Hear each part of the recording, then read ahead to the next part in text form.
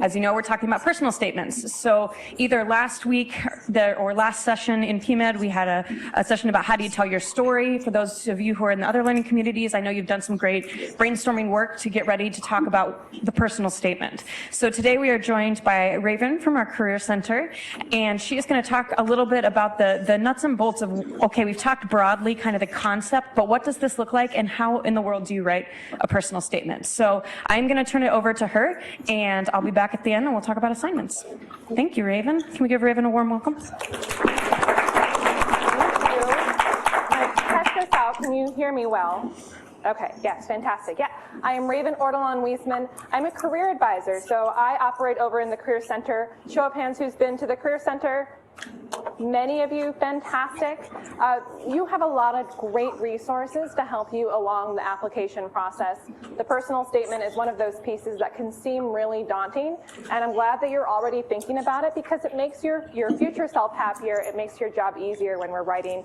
Hopefully, after today's conversation, you have even a sounder idea of some of the next steps. It's okay if some of you have started writing. Hopefully, I'm giving you some suggestions for revising. For those of you who are still in the brainstorming process, I have tips for you as well. Let's see. That's not quite as quick, and it's not. That one working better? Mm-hmm. Yep, that works better. Going the wrong way. Okay, so when we're thinking about the personal statement, it's helpful to have a framework for it. So regardless of what we're applying for, what's the point? What are we hoping to achieve with the personal statement? Just raise a hand if you have an idea. Yes? Kind of like describing your purpose or reason for applying in the first place? Absolutely. So we're hoping that by the time they finish reading our personal statement, they have an idea of why we're applying. Yeah. Why else? What are some other potential points? Thank you. That's awesome. I love that. Yes? To get to know us more than just the numbers. Right.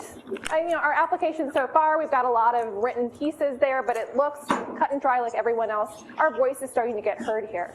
Yeah. Other reasons we can think of? Other points? It's a good start.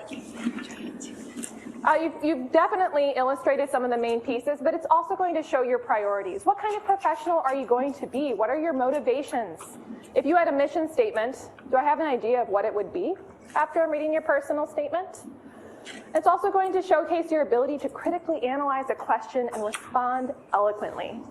Right? We're going to look at them in a second, but there's going to be a particular prompt that we're responding to, and we want to convey to them, the admissions team, that we're able to take a piece, take a question, and cement an argument and argue well. And so that's, even though that might be on the surface what we're doing, it's definitely going to be an underlying point of that personal statement. I'm going to be messing this up the whole time, but we're okay, right? If I don't know which way is forward, which way is back, we're going to be okay.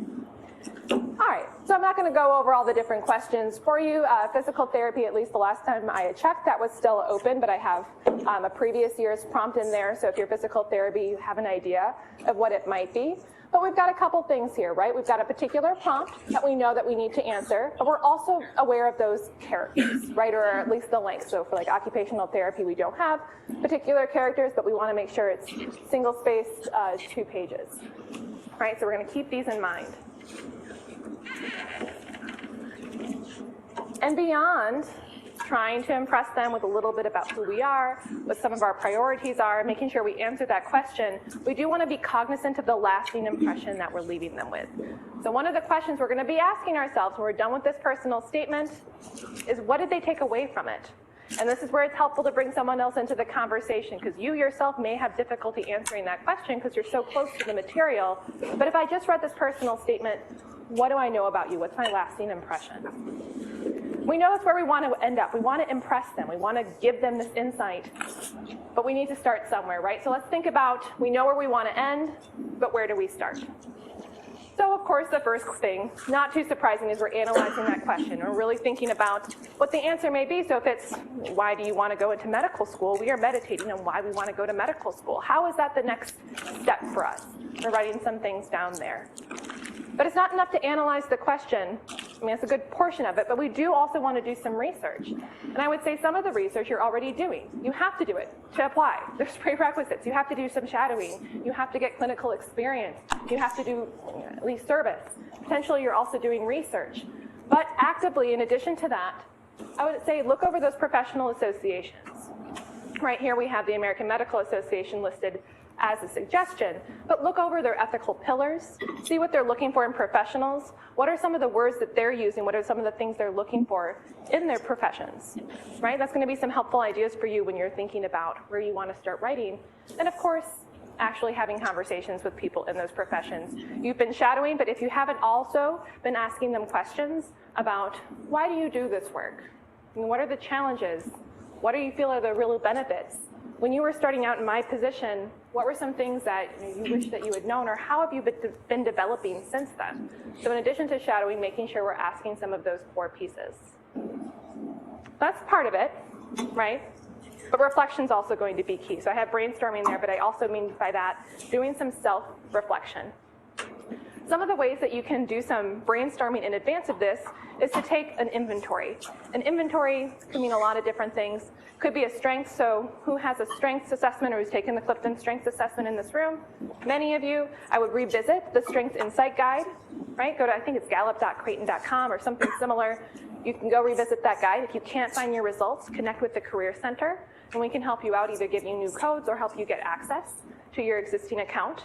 But that's one. Remember how you use your strengths and think about times that you're doing those. Other inventories could also look like, okay, I thought it dropped it, but I didn't drop it. We're totally fine. But in addition to the strengths inventory, you might take something like 16 personalities, which is going to be looking at a little bit more than interest in some of your personality traits and how you use those in the world.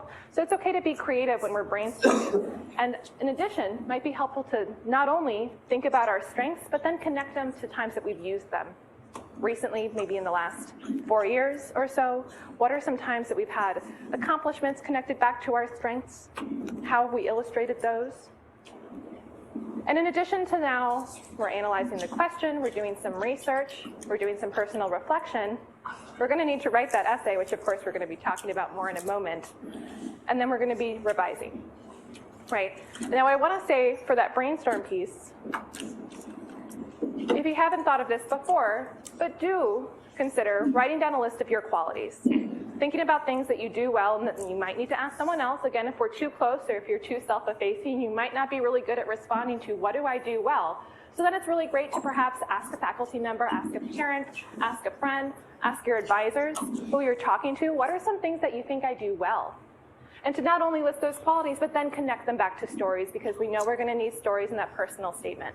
So if you're feeling you're struggling, I don't really know what I want to write about, perhaps do something like this and start generating a list of places, list of ideas, list of examples of things where you've been really strong. We have some qualities listed here just as examples, but of course, there are so many that you might illustrate that aren't listed here. Now, when we're thinking about the personal statement structure, there's different ways to do it. The most easy, typically, is that 5-point essay structure. It's what I'm going to be talking about in a little bit. But it's not the only approach to writing. So there could also be a story with a reflection woven in. That can be sometimes a little bit more challenging. It's probably one of the more challenging ones on this list, is because if you're writing a story, you still have to make sure that you're answering that question, still making sure you're conveying some key points. So it has to stay on track. It could also be a reflection built around a theme. I was looking at a statement the other day, and I don't know if the person's in this room, but this person had played golf. And so golf is really an important piece for them. And it's a medical school statement, but they used their playing golf as like a pillar in their personal statement. And they used that as a reflection guide for their other experiences. And then it can also be a progression of your journey, but I would say not always a fan of that one, because it can quickly become a chronological report, and that's not interesting to read, right? And we do not want to bore those admission people, so we don't want necessarily, I did this, and then I did that, and then I did this, and it's a very surface level statement. I need more depth, right? So if you're writing a chronological report or a chronological story, just make sure that it has a lot of depth, and it's going to be, there's a reason that it's in a chronological order. beyond just it happened first. So I just wanted to pause here because I am again going to be talking about the 5-point essay. So if you've already looked at your personal statement and you feel like it didn't fall into that 5-point essay structure, it doesn't mean you have to go back and write it if it doesn't look exactly like what I'm about to talk about. I also am going to bring up key elements that are important no matter what structure you have. So just wanted to give that a little bit of a notice before we dive in. And two, if you have any questions at any time, please feel free to raise your hand. I'm happy to address questions if you have them in the middle of the presentation. Okay, so essay structure, we've all written essays, yes? Right? Okay. What is typically in that first paragraph? What's that first paragraph called? Introduction, right. We're going to try to, of course, introduce ourselves, but we're hopefully grabbing their attention. So keep in mind, of course, and I know, I'm saying keep this in mind. I know you know this, but they're reading a ton of personal statements, right? And so we don't want to start off our personal statements the way everyone else is. We're hoping to grab their attention and also set up what we're about to talk about, right? Give them some idea of where we're going. And then we've got the body. So we hopefully in our introduction we've made a point. This is where we're going to go. This is something I'm going to argue. But then we're going to be supporting it. We're hopefully going to show, not tell. We'll dive into that a little bit later, right? And we're going to be making some concrete pieces, and we're going to hopefully make this a story. So by that I mean I'm using transitions. So it's not just separate ideas, but they're connected. And then what's it going to end with? Conclusion. Absolutely. We're going to tie that back to the original theme. We're going to be reiterating our major points. And then very importantly, ending on an upbeat note. I would argue also a future-oriented note. It doesn't necessarily have to be, but that's a suggestion. Because remember, we have to think of those lasting impressions that they're going to have. So at a glance, we're looking at essay structure. If you're writing things down furiously, I'm not going to stop you, but know too that these slides will be posted on Blue Line, or of course you could email me. Don't feel like you have to write everything down. That might get daunting for you. So what I'm also going to say too, just as a nice to know, I'm going to talk about the parts of the essay as they come down. So I'm going to talk about the introduction first, and then I'm going to talk about the body, and then I'm talking about the conclusion. That's probably not actually how you're going to write this, though. Because when you're writing, you're probably going to be coming up with the main points and then building from there. So this introduction, like, I don't want you to spend a ton of time in your first draft. You crack open your laptop and think, I have to wow them right now before I write my body. That's going to give yourself a headache. Also, you might change what you write about because you realize what you thought you were going to write about in the body doesn't have the weight that you thought it did at first, and then you have to rewrite the intro anyway.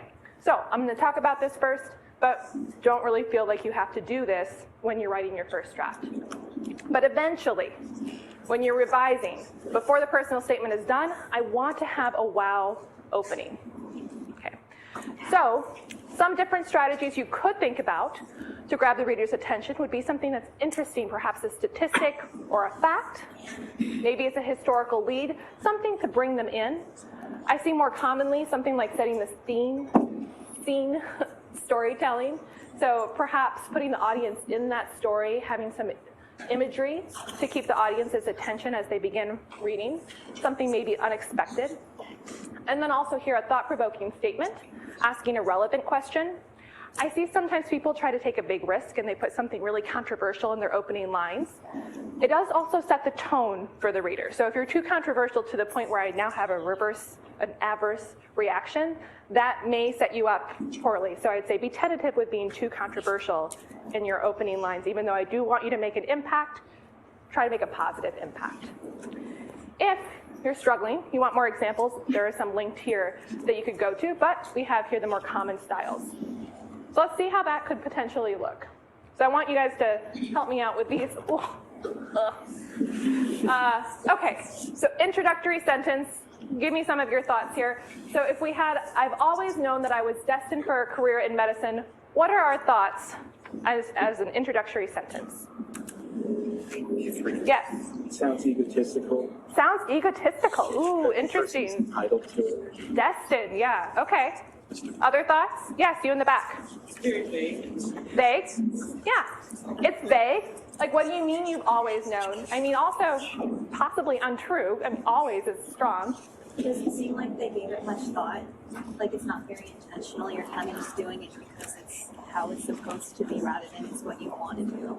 It's not very intentional. I think that's a great thing to think about. Now, if this was a draft, I'm going to give this person more leeway because maybe this is what they needed to write because maybe that's how they feel, but they haven't unpacked it, right? Absolutely. Other thoughts here? Are you interested in reading more? But from this person in particular? I'll give it a chance. Not necessarily. It's like, okay, do you think they've seen this before? They've probably seen many versions of this before, yeah. So let's try again. I knew from an early age that I was interested in medicine, and service, especially at a local Majas clinic, has reinforced my desire to help others. Thoughts here?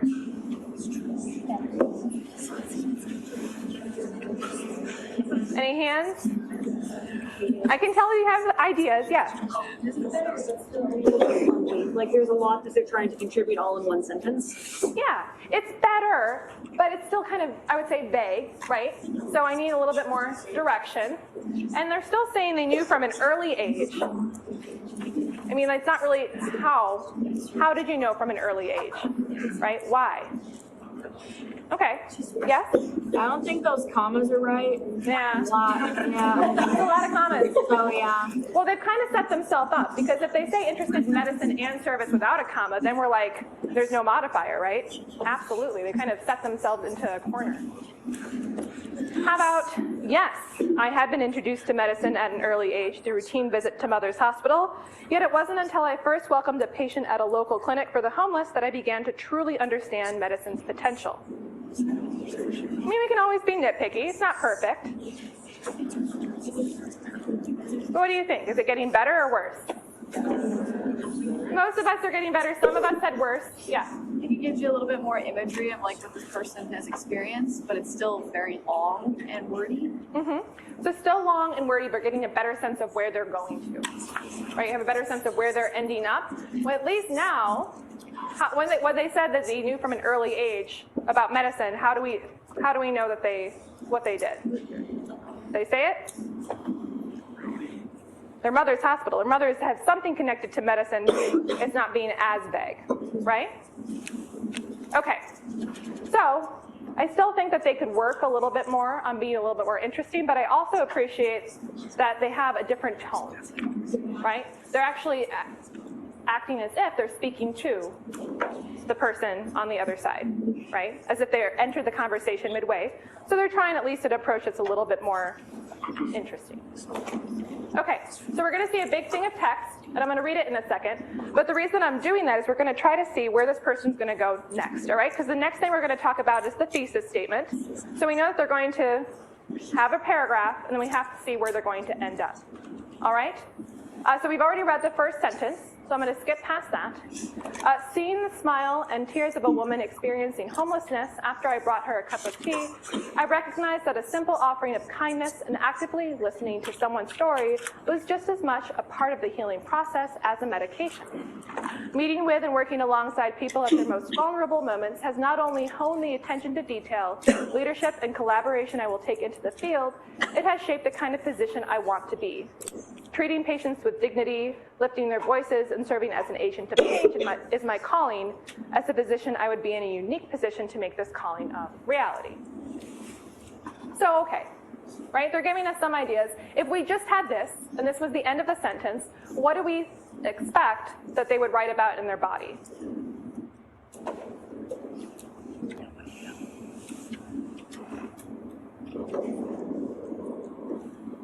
Any ideas? Yeah. Probably highly focused on service. Yeah, to talk about service, probably about the Majas Center. I don't know what else, but we at least have some direction. Does anyone feel like they have a strong idea of everything they would write, or do we feel like they could give us more direction? Yeah. If they if service is a really important part of their reason for in call for medicine, like it's a really great setup for that, but they've limited themselves in the fact that there isn't really an out if they want to discuss something else in their profiles. Yeah, that's all they've talked about so far. So if they don't have at least some sort of supporting sentence or some thesis sentence that gives us a different direction, this is exactly what they're limited to as far as a good argument is concerned, right? Because they haven't brought anything else in. So, after years of shadowing and researching the profession, developing leadership and mentoring skills, first as a tutor and later as a researcher, and putting my values to practice through service, I am ready to take the next step of my education into medical school. Again, we could argue whether this was the best thesis statement, but now, if this is the end of that paragraph, what do I think they're going to write about in their body?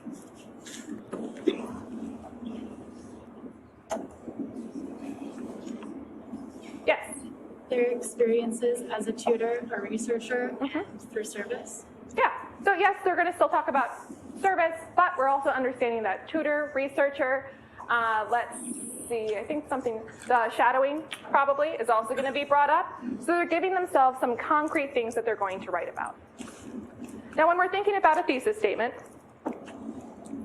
it's usually one sentence, but it doesn't have to be. So for those of you who thought, well, that was kind of wordy, you can cut it up into more than one sentence. It just has to be a sound idea that we understand what you're going to be talking about then in the following paragraphs. Set it up. Additionally, that statement, you don't want to make it a question. I sometimes see more stylized personal statements that make it a question, but then you're going to make your job a lot more difficult because it's going to be hard to then argue what you're trying to argue if you haven't made a specific statement yet. There's going to be a subject of that statement, a point that it's getting to, right? So for the thesis statement we were just looking at, they were talking about how those different experiences had prepared them for medical school. And it's going to take a stand rather than simply announcing a subject. Again, that makes your job easier because if you're making a stand, you have something to argue, then your body is going to have something to support, and that's going to make your statement more compelling. Right? We don't want to state obvious facts. We want to be making an argument. And once we have an introduction, we have a thesis statement, we have a direction, then our work is to create a compelling body. Typically, that body is going to be 3 to 5 paragraphs that are supporting the thesis. Depending on the characters that you're allowed, it's probably going to be more in that 3-paragraph range. And then remember paragraph structure, which we'll talk a little bit more about some tips along the way. When you're writing paragraphs, have an idea. Have a topic sentence. Know what that paragraph is supposed to cover. And don't cover too many ideas. Right? If you cover too many ideas, then the reader is going to get lost in the weeds. So try to keep it clear. And then have those supporting sentences with specific anecdotes or examples. So I don't want you telling me a lot of different things you did. Maybe tell me one thing and then show me how you've either grown from that or how it's impacted you. And then we're going to end with a concluding sentence. It might reiterate the introduction. It might do that, or it may be getting us ready for the next idea, right? So we're going to be building in transitions. So at a glance, this is the paragraph structure that we're going to be adopting. Show versus tell. You get told that a lot, I'm guessing, right? Okay, so what does it mean, show versus tell?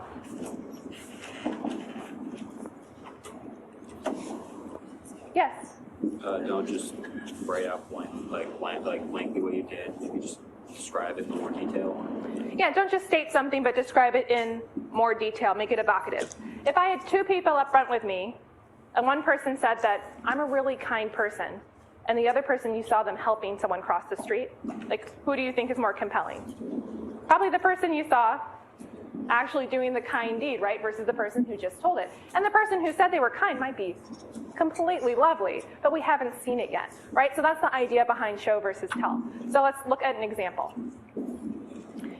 It was not until I observed the emotional pounding the people of New Orleans had experienced that I developed a greater sense of compassion for their plight. Still well written, I would argue, right? But this is still an example of telling, because what is it that we want to see? What are we trying to have them show? Almost seems like a change in perspective or a broadening of one's perspective. So, like, move them to a greater understanding of what the people of New Orleans was going through at the time. Let's see those people of New Orleans, yeah. So then showing. Actually building homes and interacting with the locals, like 9-year-old Jermaine, who cried as I held his hand while we unveiled his rebuilt home, taught me that caring for people, we don't know where they're going to end with that, but they've already set it up for us, right? We're actually getting to see what those people, what the people of New Orleans look like, what he meant by that, right? So regardless of what structure you're using in your personal statement, this is going to be a key. This probably doesn't surprise you, but I'm going to say aim for depth, or aim for depth over breadth. So if you're looking at trying to argue too many points at once, you're not going deep into any of them, we're going to have a really big missed opportunity. So some of the questions you can ask yourself when you're looking at your different experiences that you bring up in your body paragraph: why did you pursue that experience? So if it was research, you're diving into what you did in the research, but have you talked about why you pursued that research opportunity in the first place? Thinking about how you felt during the experience, oftentimes that can really help make that experience more compelling to the reader. Could be something that you accomplished or a learned takeaway. If anyone's bringing up something that was a failure or a mistake in their personal statement, it's really important to think about what you learned from that. How did you grow from that experience? Those can be really evocative. Perhaps thinking about how the experience affected the world around you. Kind of depends on the experience, but sometimes it absolutely can have an impact on others. And if so, have you talked about that yet? And of course, always, when we're able to, right, thinking about how this experience influenced our decision to go into the profession. That's going to be a really big piece. Now, I know that for some of you, your prompt might not be, why did you go into the profession? For most of you, it's going to be. This would still be an important point to consider, even if that's not your direct prompt, because it is going to be always an underlying reason that they're looking at your statement. They want to see your conviction for going into that profession. Okay. So I have examples here for depth over breadth. Totally do. I have it. Okay. So, shadowing the emergency medical physicians at University of Nebraska Medical Center and witnessing their unwavering dedication to their patients and patients' families helped me realize that I wanted to make a similar impact on people's lives. It's good enough for what it is, right? But if I'm writing a supporting idea, I probably need another idea in that paragraph. This isn't giving me a lot of depth, right? It's still pretty surface. But we have a lot more that we could potentially say. So we're looking at example number 2. I was initially frustrated while shadowing emergency medical physicians and caring for patients, e.g. conversing with them during downtime, providing anything in my power to make them comfortable, such as pillows, water, snacks, at the University of Nebraska Medical Center, because my patients could not be easily treated, and we often would not learn the outcome of our patients after a referral. I wondered whether these experiences would deter me from pursuing medicine. Therefore, I was surprised when the opposite occurred. The physicians' unwavering dedication to their patients and their families' expressed gratitude, even in their saddest days, provided more than enough confirmation that medicine was the path I should pursue to make a similar physical and emotional impact on people's lives. So they have a little more depth, right? I mean, it was great that they were shadowing. Even in that first line, it's not like what they wrote was poor. It wasn't. But there was more that they could be saying. Once they thought about, how did I feel about this?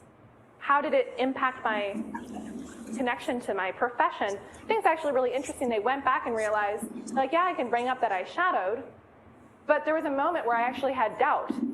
And so it originally stirred a piece of doubt and then reaffirmed my interest in going into the profession, full stop, right? Where should that person just had let it go by with talking about the fact that they had shadowed and seen different physicians in the emergency department?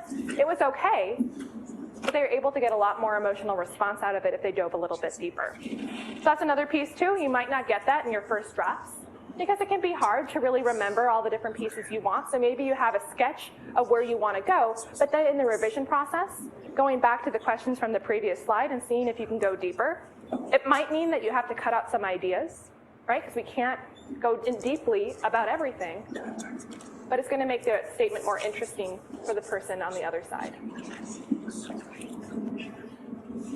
Some additional tips when you're writing. We talked about this already, but using transitions between ideas, especially when we're doing that 3-point essay, because we might have 3 ideas that at surface seem separate. Transitions can help them seem like whole.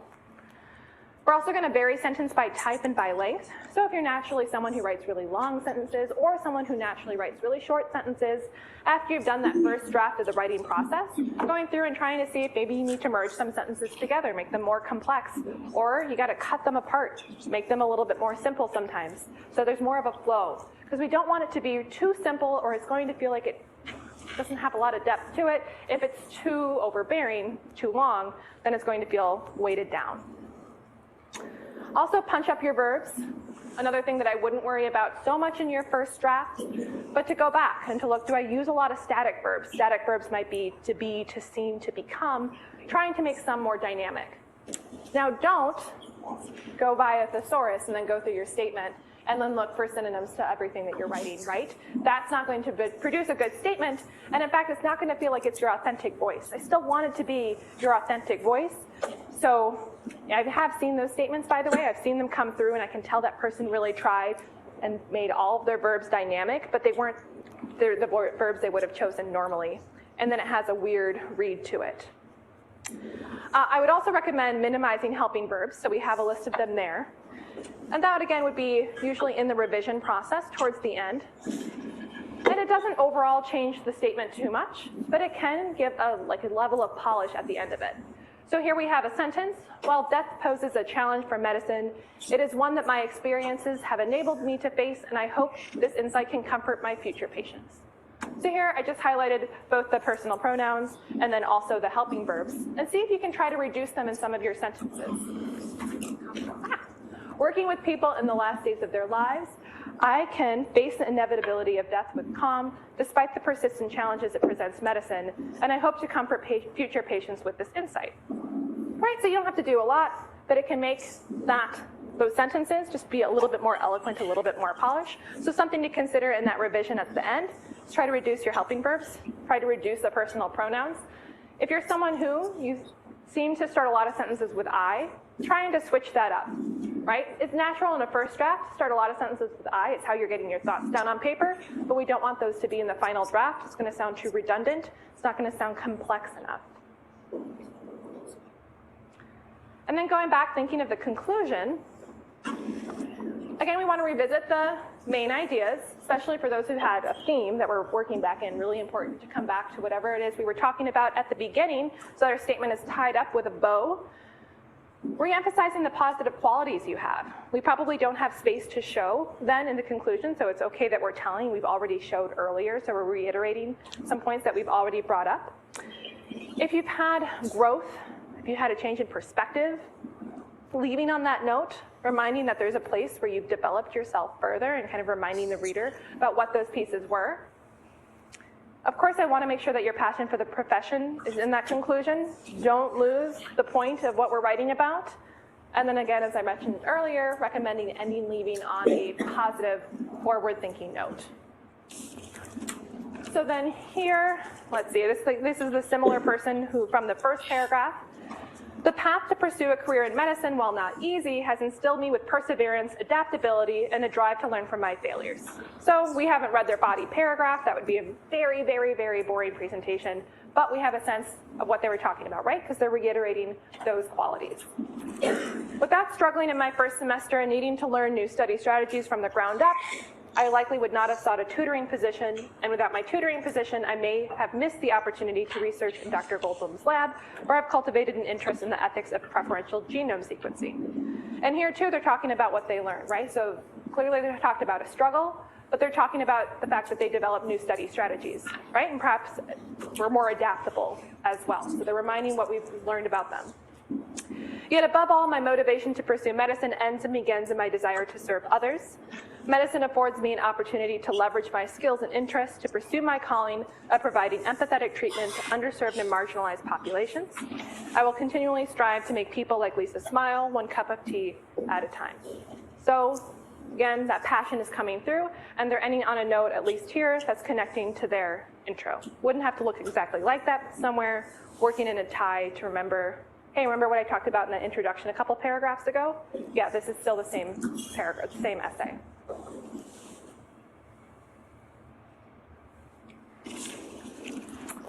Okay, how do you feel so far? How are we doing? Feel like you're ready to go out and write those personal statements? You're super excited? Okay. Well, some things I want you to think about when you're writing those personal statements, when you're done or when you're finished your first draft, is asking yourself some questions. So we have some tests that we want our personal statements to pass. So first, have you demonstrated qualities that are desirable in a position?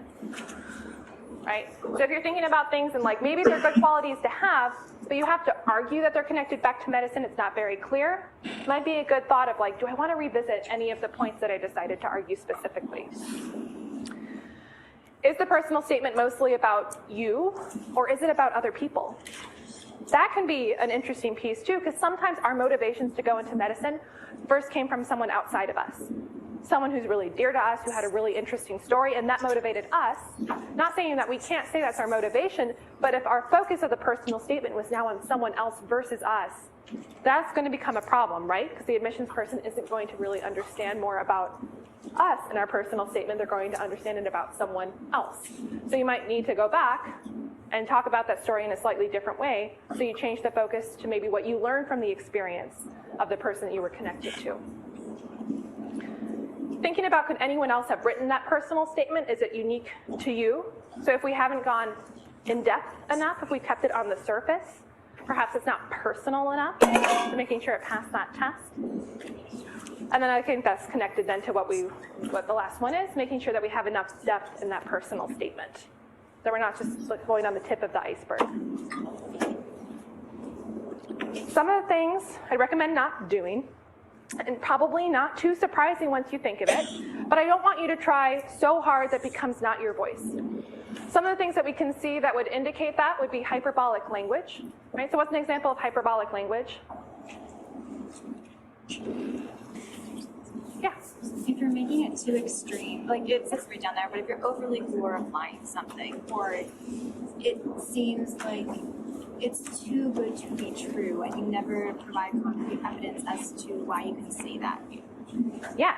So talking about extreme so that you're not providing concrete evidence for what you're saying, I mean, that is a great thing no matter what. And I think, well, I don't know if I have it on here. But if I'm making a statement like, that was really impactful, how was it impactful, right? It's not enough to just say something, you need to support it too.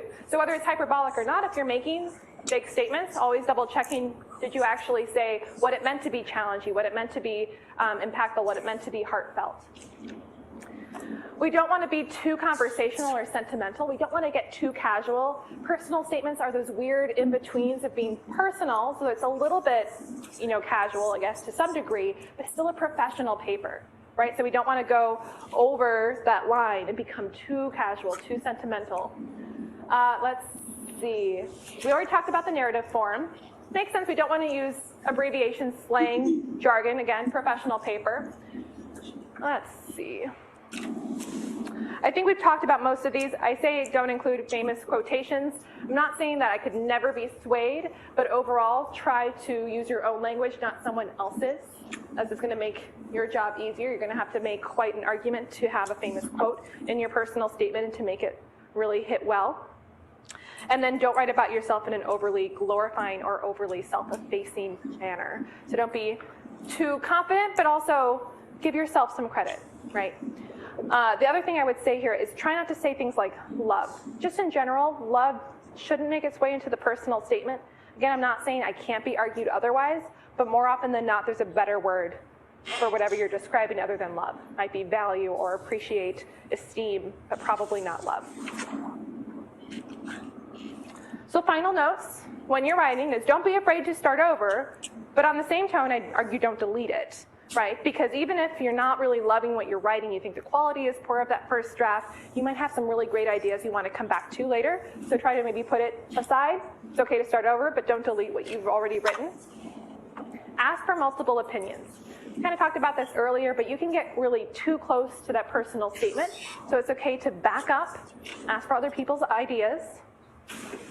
And here you're doing this now by being in this room and thinking about it, but give yourself plenty of time before the deadline. At least in that first draft, that makes your life so much easier, because sometimes you need to be able to set it down and walk away. Maybe not come back to it for a month, and you're gonna see your statement in a new light. Maybe be a little bit more obvious the points that you wanted to bring up or the points that you feel like it's failing. So be kind, start today, start soon, at least writing that first draft. Give yourself more time for the revision process. Keep in mind, too, that the statements are read by non-specialists, so you can write for an intelligent, non-medical audience. We don't want to get too in the weeds on healthcare jargon, and yet they're going to have a sound idea of where we're coming from. And then this can be a discernment process. So you have to do a good degree of reflection for a good personal statement, because we're meditating on why you're interested in this profession, what experiences have prepared you. And if you feel like you're really struggling with answering the question of why do I want to be in this profession, it might be a really good sign that you should meet with someone, perhaps a pre-professional advisor, career center advisor, faculty advisor, someone to talk about what that process, is this a good fit for you, right? You're getting all the way here, but if you can't answer the question of why you're interested in that profession, perhaps a good sign that maybe this isn't going to be as good a fit as you hoped. And we might be able to validate, yes, it is, and you're not thinking about things, but often a good signal to at least bring other people into the conversation. So those are the pieces that I had for you on personal statement writing. How are you guys feeling? Jazz, pleated, somewhere in between? Okay. Well, some of the different things that you can think about, I know that you're going to have opportunities in your different learning communities to write and practice some personal statements. Know that you're welcome to come into the Career Center to meet with someone, no matter where you are in that process. We meet with people who are brainstorming, so if you're like, can I just talk with you about some of the ideas I have, and we can help you and be like, hey, I'm hearing some themes, or hey, have you thought about talking about this? I heard you bring it up. What if you gave that more depth? But of course, we're also here throughout the revision process, whether it's just the final draft you want to bring in or go back and forth. We would be some good resources. You can visit us in the Harper Center. We're in Harper 1088. You can also, well, you can stop in for drop-in appointments, but like we can't cover a personal statement in 15 minutes. It's probably not going to be too successful. So come into the drop-in appointments, but if you want a personal statement appointment, I'd schedule. You can meet with us on Handshake, or you can schedule on Handshake. What are some things that I didn't discuss that you wish I had?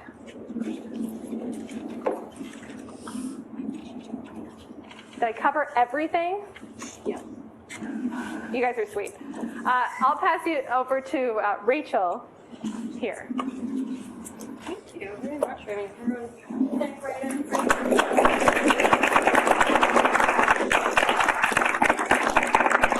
All right. Wonderful information. Thank you so much. And I want to reiterate that the Career Center is a fantastic place to go. Raven said getting lots of perspectives, having 5-6 people read your statement, great. They're all going to give a different opinion, and that'll let you pull out the pieces that's really about you and not someone else's perspective. So go see them for sure.